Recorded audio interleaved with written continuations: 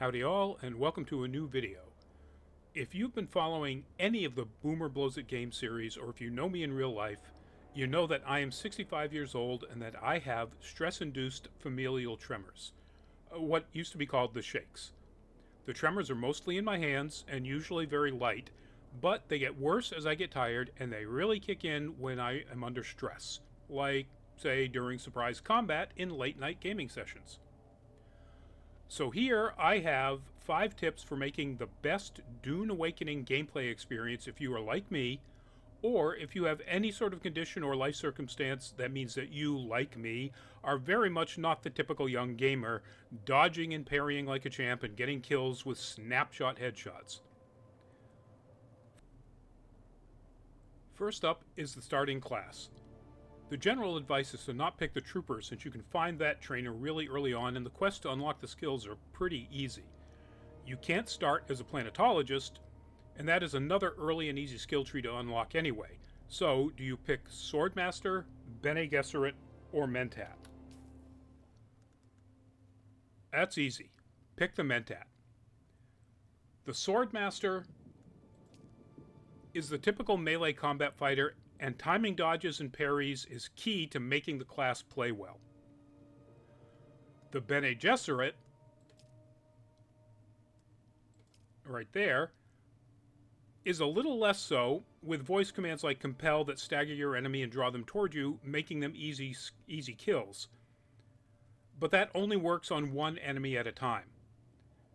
The first skill the Mentat gets is the Sentinel, which is an auto turret. Run into an area full of enemies, drop it down, then back away and trigger it. Hide while it wipes them out for you. Once that disappears, use what is usually the second Mentat skill players unlock, Shield Wall. Pop down a half-height force field wall and crouch behind it while you snipe at the remaining enemies. The Mentat also has ranged damage and rifle damage bonuses. And when you train into the Trooper skill tree, you also get a range damage bonus. That leads us into Tip 2, Get Aaron's Gear. The game has unique schematics for making gear that you can't learn unless you find them, as opposed to unlocking them via the journeys or quests that you complete.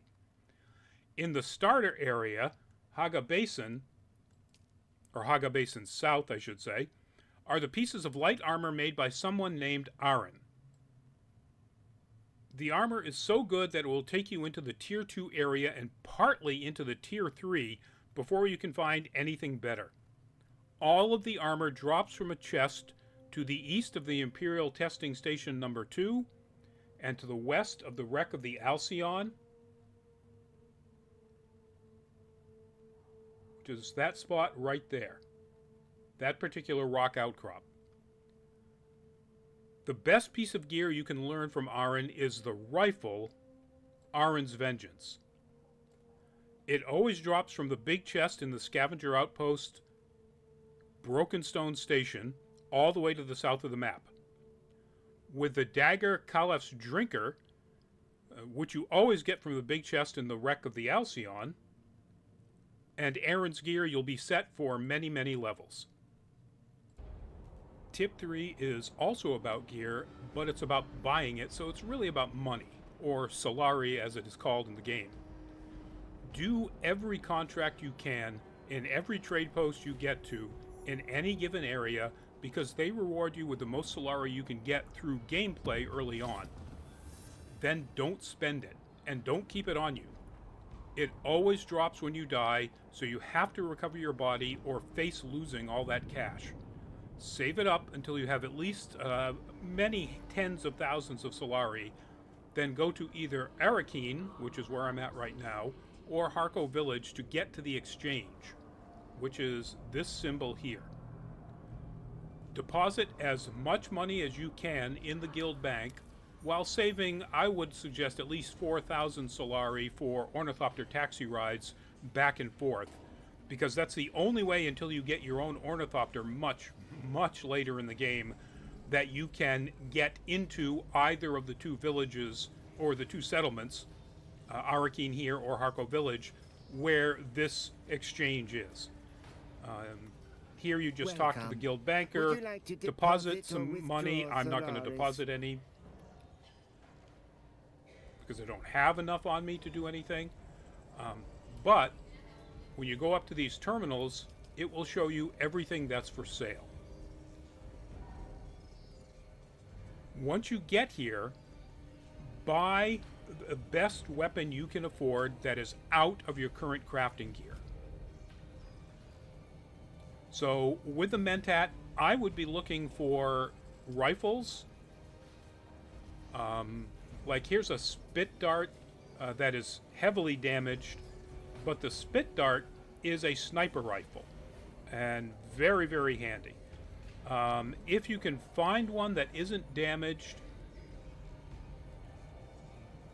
yeah, I don't, well, you know, like this is only 1,000 Solari. I might buy that even though it's partially damaged because it's got most of its durability left.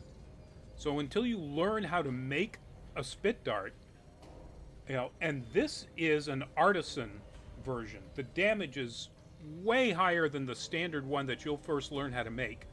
And for 1,000 Solari, this would be a heck of a buy. In fact, I'm kind of regretting not bringing enough money with me on this particular trip to show you how to do it, and so I could buy this. Tip 4 is also gear related. Get a Holtzman shield as early as you can. If you find one in a chest before you learn how to make one, use it even if it's damaged. Having a shield to absorb some of the damage from ranged shots or fast blade attacks is a huge help for survival. As a ranged fighter character, yes, your shield will drop when you fire a ranged weapon, but only when actually firing. So you can target headshots at your leisure while the shield takes damage. Well, up to a point. A continuous barrage of shots will eventually overload the shield and break it, so don't take too long to aim. The final tip is about game settings and frames per second. The environment of Arrakis in Dune Awakening is sparsely beautiful, but for your survival, tweak your settings down from Ultra until you can consistently get 60 frames per second. With my new-to-me Intel A77 GPU, 16 gigabytes of DDR4 RAM, and my out-of-spec AMD CPU, I have most graphic settings on high, with a few on medium, and get frames per second right around 60. If you can see in the large counter that I put up in there from the Steam overlay, here in the very busy Arakeen, you know, it dropped down to 48. It runs in the mid to upper 50s pretty consistently.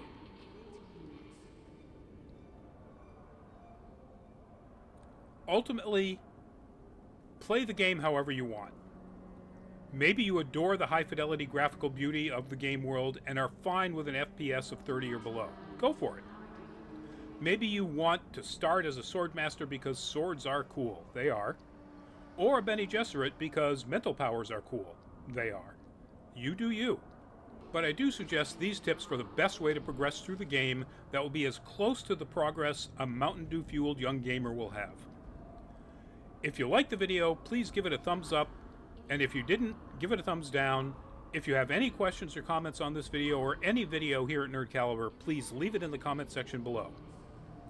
Stay safe, be well, and bye-bye.